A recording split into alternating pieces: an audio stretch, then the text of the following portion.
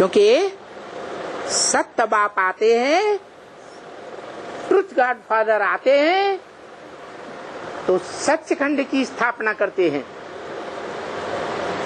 सात्विक रूप में, जिसे सत्य युग कहा जाता है।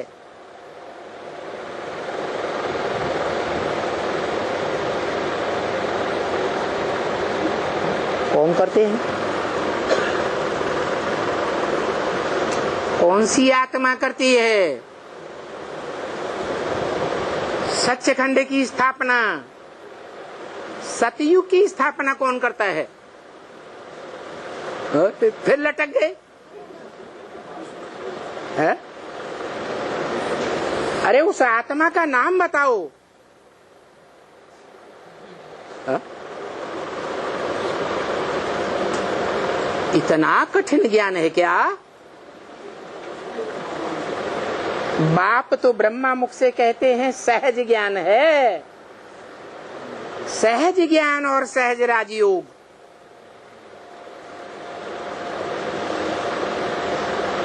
अरे सच्चखंड सतयुग की स्थापना कौन करता है? सच बात। कौन? सच बात। कौन? बोल बोल के चुप हो जाते।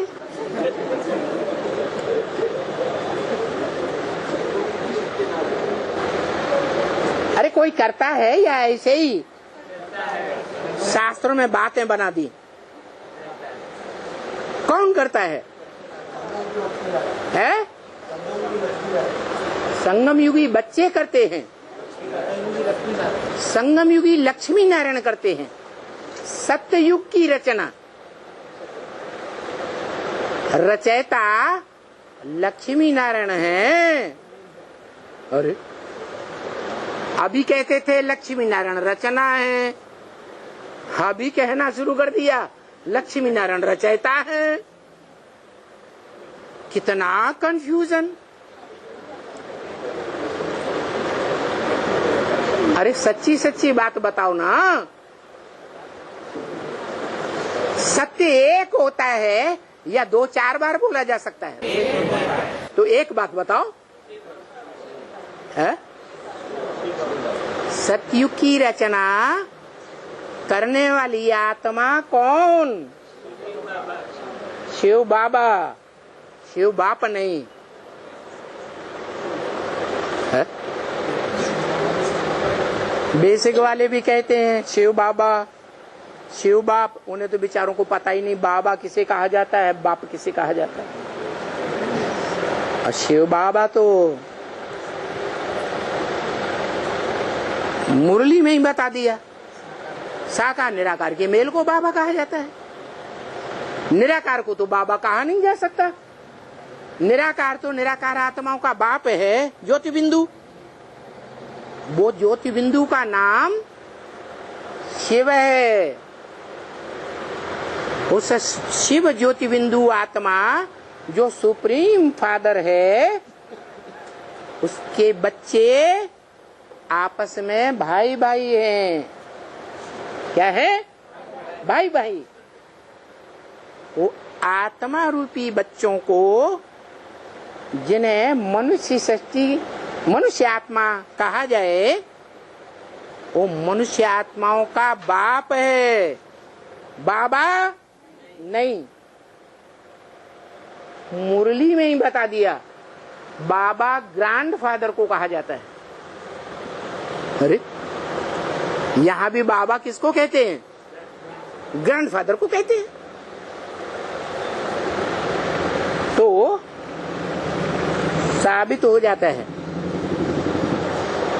कि बेसिक के बच्चे तो यही नहीं जानते कि शिव बाबा में और शिव बाप में क्या फर्क है।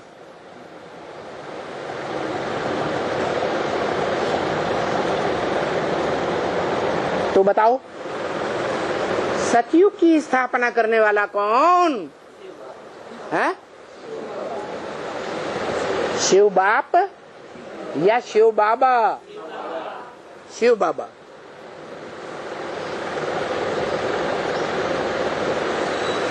एक एक है या दो है? एक ही व्यक्ति हैं? तो एक ही। एक आत्मा है या दो आत्माएं हैं? हैं? दो आत्माएं हैं? आत्माएं दो।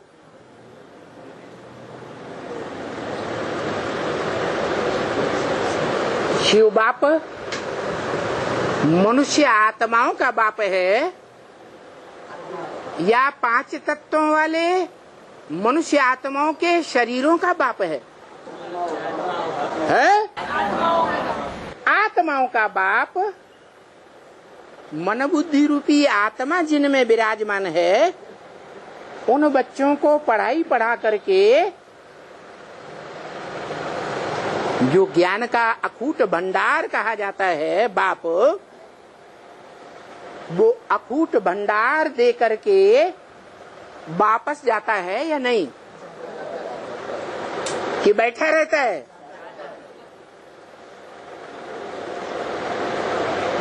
और वाणी में तो बोल दिया, मेरे पास जो कुछ भी है मैंने तुम बच्चों को सब कुछ दे दिया, मैंने अपने पास कुछ भी नहीं रखा। क्या कुछ भी नहीं रखा?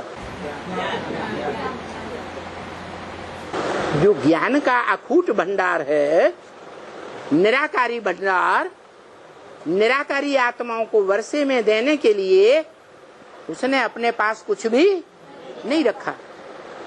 तो उसके जाने का टाइम हो गया या रह गया? हो गया। टाइम भी निर्धारित कर दिया। पुरुष माने चैतन्य आत्माएं, चैतन्य आत्माएं 500-700 करोड़ों, जो एक दूसरे से उत्तम उत्तम उत्तम हैं, है या नहीं? उनके लिए पुरुषोत्तम संगम युग ज्यादा से ज्यादा कितने साल का बताया? 100 साल। कौन सा सन बनता है? 100 साल कब पूरे होते हैं? 2036 में। तो चैतन्य आत्माओं को चैतन्य ज्ञान दे करके, निराकारी ज्ञान देकर इस योग्य बना दिया कि वो पहचान सकें कि सब मनुष्य सृष्टि में मेरा बाप कौन है।